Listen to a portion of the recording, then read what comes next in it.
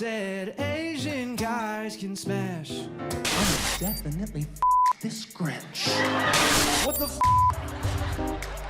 We got a goofy goober in the crowd?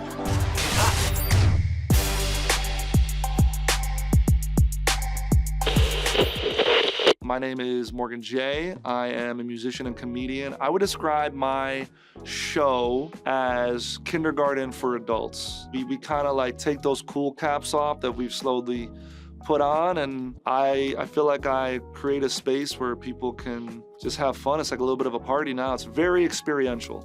It's less I'm performing and you listen, and more like we're all in this together type energy. The quick run of the evolution of my act was stand-up, guitar comedy, crowd work, guitar comedy. Then it was the pandemic happened, and then it was like Zoom comedy. And then the auto-tune clip, one clip went super mega cuckoo banana pants viral, and that kind of changed everything. Suspicious as the you doing? What the you doing, Ethan?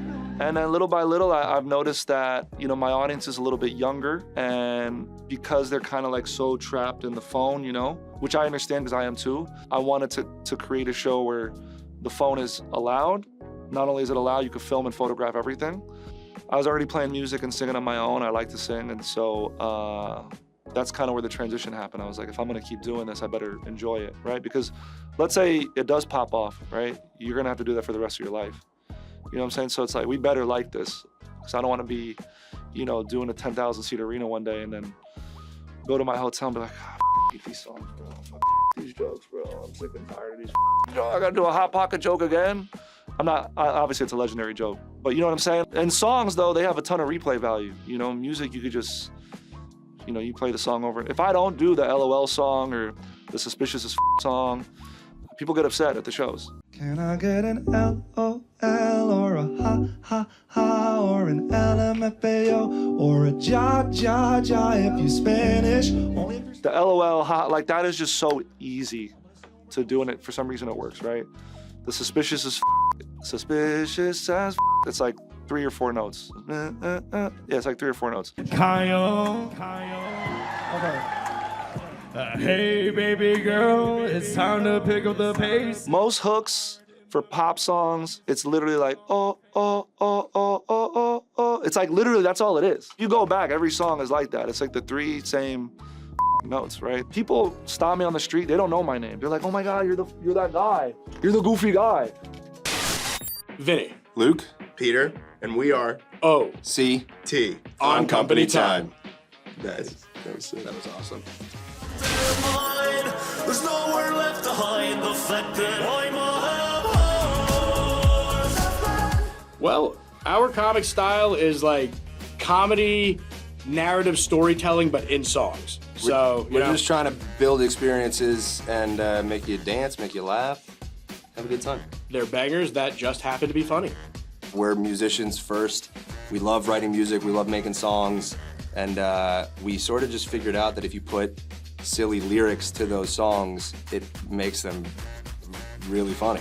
Oh, it's a frictionless wipe, and now I'll be here all night. I slide across the one ply like I'm gliding on night. We started with like more trivial, silly topics like gaming. We did the Battle Pass. That was a Fortnite song.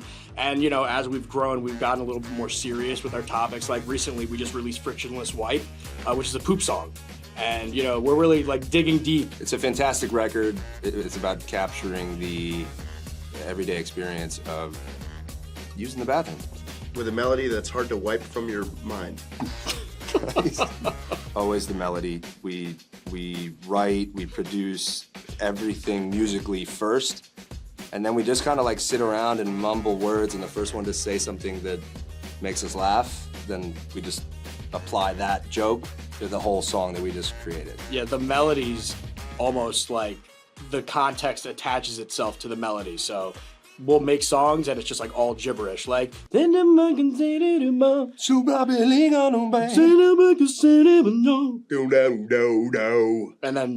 the words will come.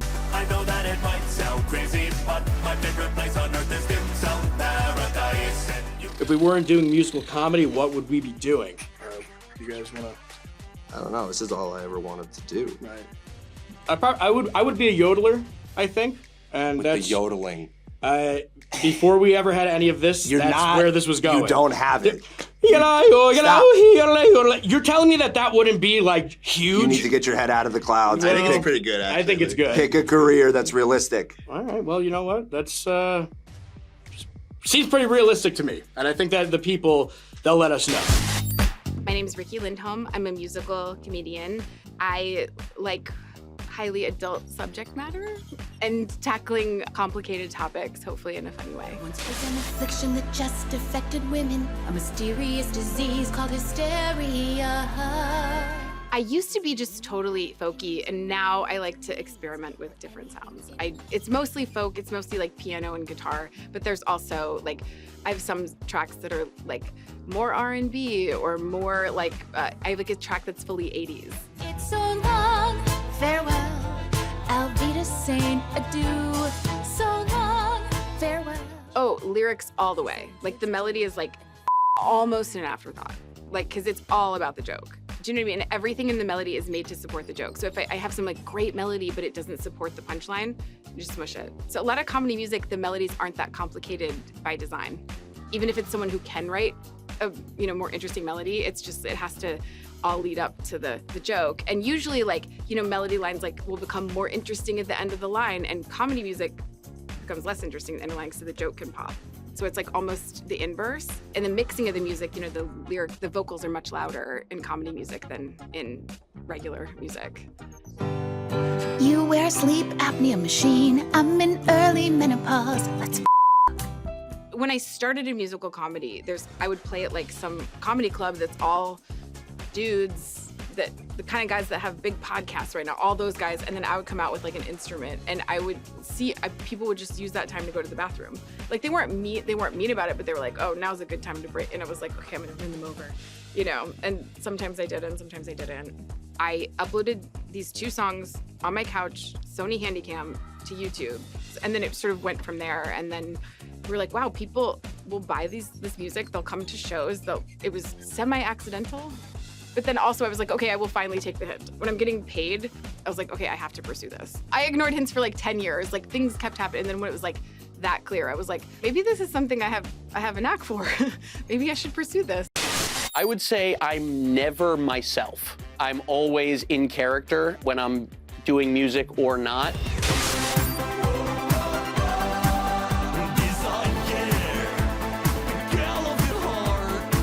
I come from like an improv background and character background, and that's sort of the crux of what I do, as opposed to like doing stand-up comedy. I've never really been a stand-up comedy. I've never gotten on stage as myself and told jokes as myself. I've always been in character.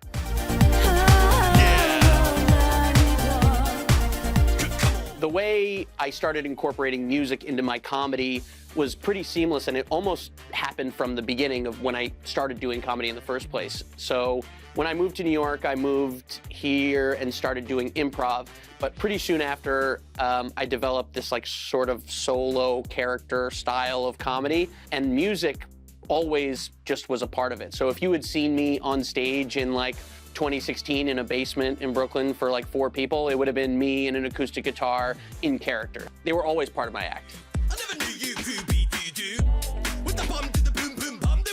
Has a song or bit ever totally flopped? No. It's sort of been 100% across the board. I've never made any mistakes, and all of my bits are perfect and good. My name is J.R. de Guzman. My style of comedy, so I came up in stand-up, but I do a lot of music in it. So it's this mix of like R&B and folk stand-up is the best way I can describe it. Like I have some sensual tunes that are kind of like R&B, like let's get in the mood. But then you listen to the lyrics and you're like, what am I listening to? But also some kind of like folky kind of style songs too. Said our penises aren't small. It's just like our rice. When you warm it up, it doubles twice its size. I was in college taking a stand-up class, but one of the assignments was to do a musical comedy song. So I was like, all right, let me try this. And I realized like, oh, this is actually in my lane. Like this is something I excelled at the time. Especially being Filipino, like it's in your blood to do music. So when I started doing stand-up and threw a song in, I was like, oh, this works. There's something here. You know, I grew up in a white town. No, the folk was like, I think just, especially playing an acoustic guitar, the sound kind of lends itself to that. I think like I like to make beats on Logic and stuff too. I think if I was doing more songs from Logic on stage, then the sound would be more like hip hop or something that I'll produce on there. But with guitar, every song kind of sounds sort of like a folk song. I have a song about fighting with your girlfriend about what you want to eat, you know? And that the vibe just feels very like folky. That's what it lends itself to. So some of them naturally go towards folk, I would say. Because I came up in the stand-up world, I feel like I deliver everything in a stand-up way. So I still think of my stuff as like a set of jokes and then a song that's like the summary of the jokes that I just did. Some of my favorite songs is Asian Guys Can Smash. That's a good one. Just represent my people. The Asian guys can smash. We're not just good at math. And people will still come up to me on the street and be like, I'll just be walking in a regular setting like, Asian guys can smash. And nobody else around me knows what they're talking about. And then I have a dirty Christmas song that like everybody shares during Christmas time, which is cool.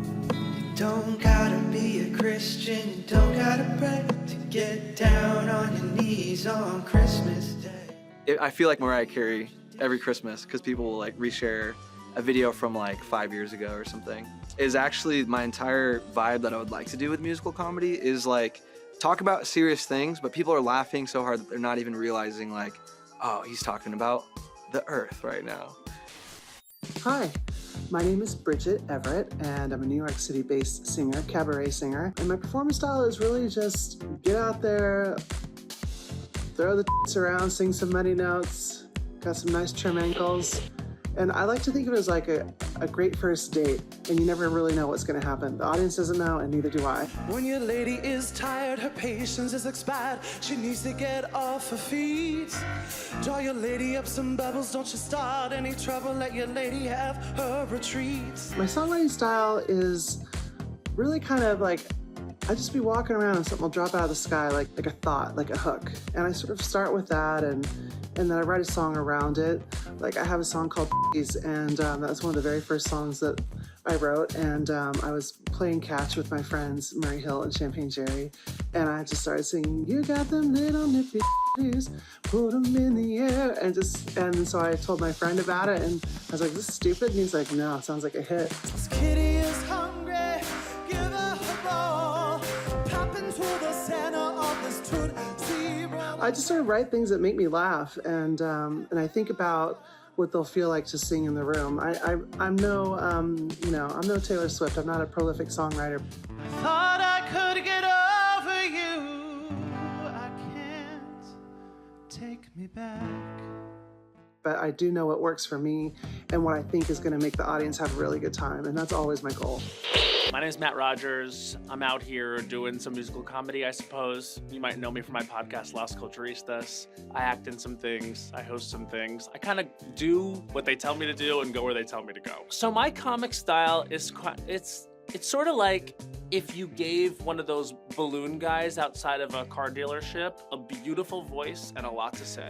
Yeah, boy, see it in your eyes that you are mine now, boy. Don't worry. It's following the fun. It's often based in character.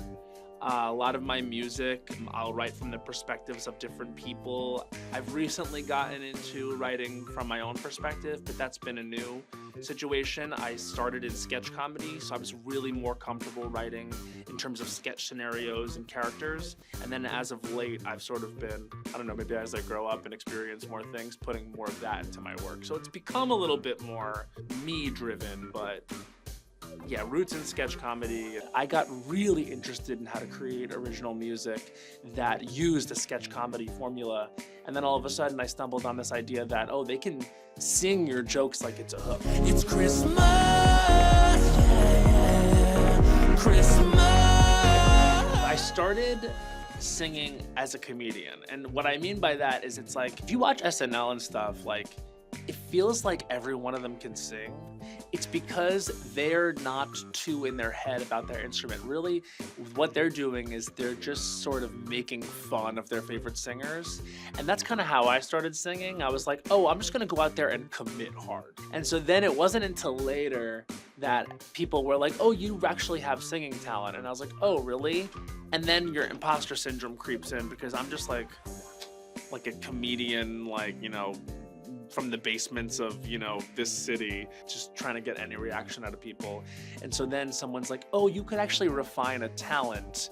And all of a sudden you're like, I can't call myself a singer. I can't call myself a singer. Like, I don't know what that is. I could probably read The Velvet Rage and find out. I'm the only hot who up in Whoville. Man, no, if their wife won't, I will.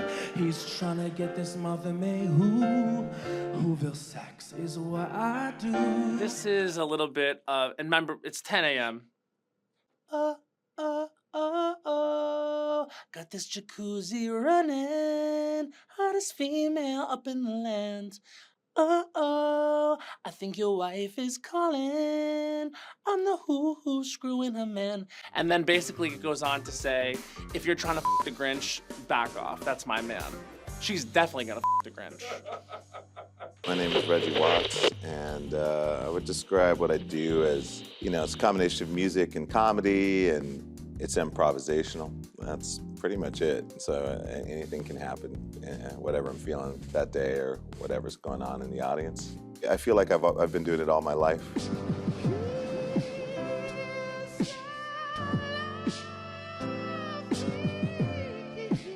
I was, you know, involved in music when I was a kid, formally, violin, piano. But I was always joking around, and then in high school I got involved in drama. We used to compete against other schools around the state in different categories, and I did humorous solo the first year, and I would use music in that. So there was never really a point at which I decided to get into it. It just kind of happened organically.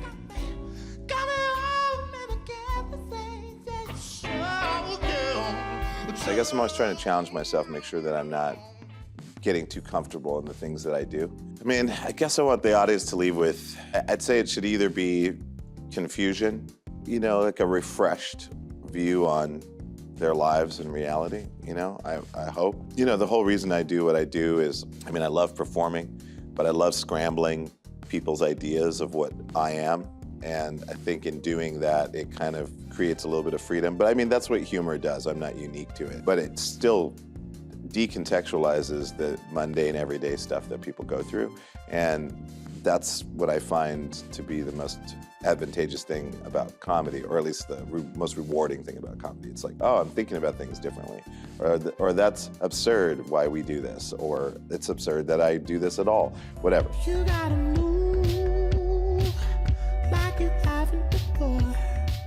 So I hope that the audience leaves either like, oh, that was really good, or like, I don't know what the hell just happened. I think that those are two great outcomes. Hello, I'm comedian Matteo Lane. I would say my comic style is like just sort of like you're catching up with a friend at brunch you haven't seen over the past year, and I'm just sort of filling you in on what happened. I come up with an idea, and then I use the audience to explore it. Then I do it 1,000 times and record myself and listen back. Because otherwise, if I sit at a coffee shop and write, I'll be sketching in my sketchbook, and I won't even care. Straight men do not deserve nice hair or nice asses. That is my rule. Oh, all these ex-football players walking around doing nothing with those asses.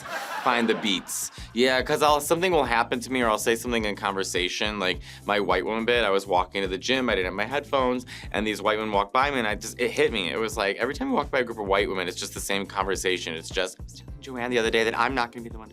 So I thought, that's kind of funny, so I wrote that down, went on stage, worked, kept it. Every single conversation with white women, it is all the exact same. Telling Joanne the other day that she's not gonna be going. You can go to any other group of white women. They will finish the conversation for you. She was saying that I'm not doing my job, but just kind of stuff like that. I'm sort of regurgitating what happened to me in life. Basso profondo, so the lowest voice class in singing. I'm very impressed by that. My teacher, Nick Falca, always said, he goes, you have the lowest voice I've ever heard in my entire life. And he was a part of the men's Chicago choir and had to go to the lowest voice there just to find little operettas or songs to be able to give me to practice with, just to practice my lower range. And I was like 15 with one eyebrow and an Adam's apple, and I was like 100 pounds, just being like, you know. But being a bass is great, especially in opera, because you don't have to really, you can just kind of show up. Like if you're a tenor or a soprano, your life is ruined. You know, you're just all day worrying and can I hit the high notes and can I, like just that. Bass, we just kind of roll out of bed, we're like, like we're just ready to go. Like I used to have whistle tones like Mariah Carey, like they just popped out of nowhere. Including whistle tones and falsetto, almost 6 octaves. She has 5 octaves in a semitone. I love Mariah Carey. But I also think, finally, after 17 years being able to sell tickets, you earn a certain amount of confidence. So you start to feel more confident about yourself because every night you're not fighting anymore. You become a bit more relaxed, I think, on stage. So I'm a little more relaxed. But if you saw me in 2016 when no one knew who I was and I was doing nightclubs at 2 o'clock in the morning and people were homophobic, I was vicious. It was a mutual viciousness. But I'm gay, so no one takes it that seriously. Like when we get angry, no one's like, oh God, you know, we're just like, Like when you walk into Starbucks, like they're angry, but you're still gonna get your coffee. I mean, I must have done over 200 shows at Joe's Pub. I mean, I don't know how many at this point, where you're intertwining singing and improv singing and singing songs and bringing comedy into it. You know, it does have a different effect than just normal stand-up, because normal stand-up, there's a different expectation, but with singing, you become really vulnerable. You become really intimate, you know, and it's not so, comedy is a bit of a defense mechanism. I can be super vulnerable, but it's shielded with jokes. So it doesn't matter what trauma I'm talking to you about, there's still jokes shielding you, and it still makes people comfortable. Singing becomes quite emotional sometimes because you're just sort of elevating yourself to a different mindset, which really calls in a different kind of vulnerability. So I always get more nervous if I have to sing than stand up. My name is Francesca D'Uva, and I am a musical comedian. I would describe my comic style as musical comedy that is absurd. Generally, I like things that are 6 minutes plus. I like to be silly, childlike, entertaining. I'm Nanny Franny and I have a lot to tell you. I'm Nanny Franny and I have a lot to say. I would say entertaining is like my #1 stylistic goal. My musical comedy now, if I had to distill what it was, it's basically like mini musicals in, let's say, like 6 minutes that reference like a number of genres, and I play all the characters. Francesca, you will be the greatest cow they've ever seen. Yeah, kind of like musical theater, but not always stylistically referencing musical theater. Generally, I think it's probably like a joke or an idea, like something I want to make a song about, tied to a melody or like a genre of music that I want to use. It's not usually like just one thing that starts it. I'll think of just like a line, and I'll think of like, how can I expand that? Or where does that come from in like a story that I already have or something like that. Sometimes I've used the same track for multiple songs. Like I'll use it a couple times in a live show, but pick like a different story every time.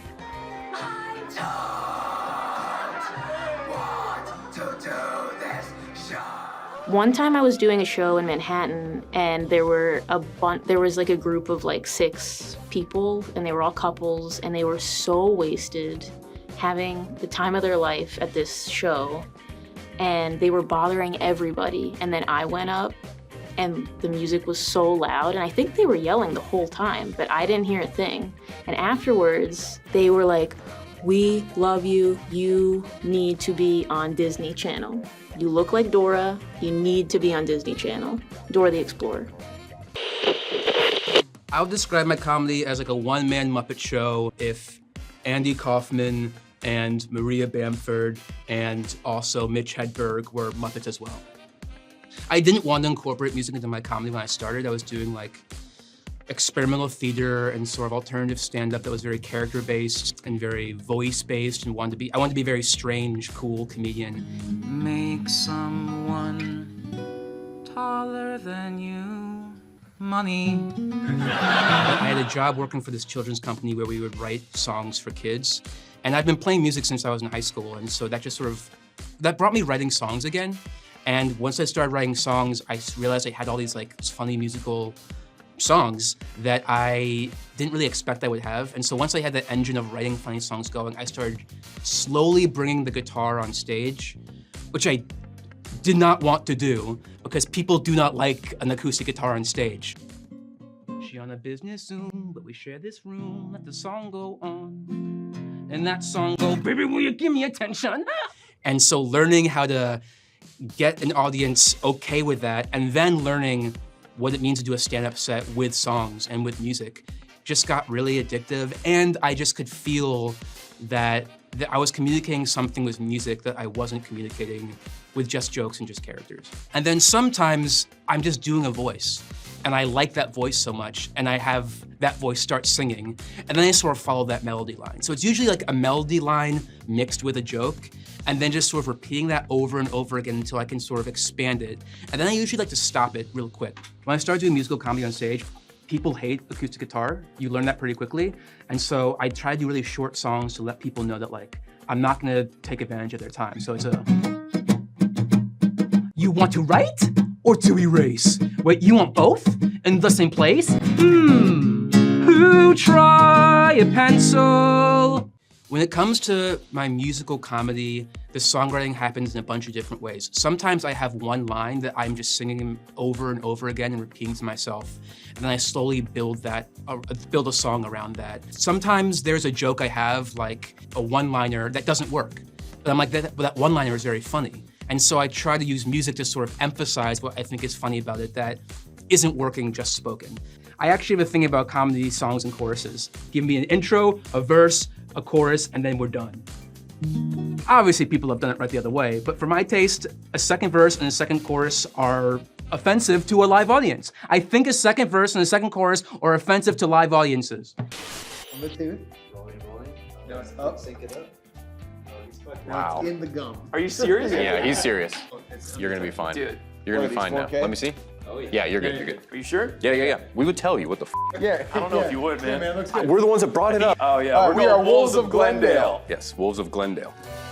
Olivia's ghost life is only possible. Eric and Just say I. Tinder, man. Yeah, I was gonna Tinder. say Craigslist, Tinder. No, but Eric and I are from South Florida, so we've known each other for a long time, and we were in like rock bands together. It's like middle school. And then eventually those failed, and then we made comedy band. And then Tom liked comedy band, and then our comedy band broke up, and then he was like, I would like to do comedy band. And then we were like, you are good. We'd like to do comedy band with you. And then we did our comedy band. I moved to LA in October 2021 to find a comedy band. And then I met them. And then very quickly we were like, we have to do this. It's kismet for a lot of reasons. One, to find three people whose music tastes all align. And two, to have three people whose comedic tastes all align is like doubly rare.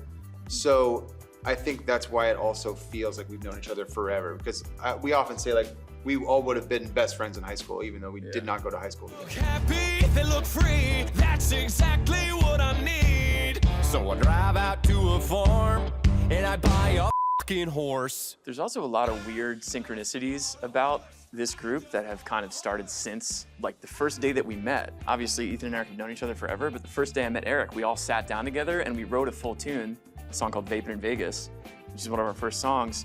And we found out that even our vocal ranges, they fit in the way that they're supposed to, in the sense that Eric has the highest voice, Ethan has the lowest voice. I have a low voice. And I have a voice that fits perfectly in the middle. And so right away, we're like locking into harmonies in a way that was like, this is kind of trippy. We should see how far we can take this thing. Yeah. It's fun because Olivia, I feel like when we click into that, everyone starts cheering before the lyrics come in. So it's like, that's always gets a big response, but people dress up as the character Olivia a lot. And like this like ghost. And so you just like, Yeah, you know, that's cool. we'll be peeking, you know, behind the curtain before we go, and we're like, all right, there's like 11 Olivias here tonight. That's pretty cool. There's less than 10 and we messed up. It's gonna be a shitty show. My chick's a ghost, she makes weird sounds like.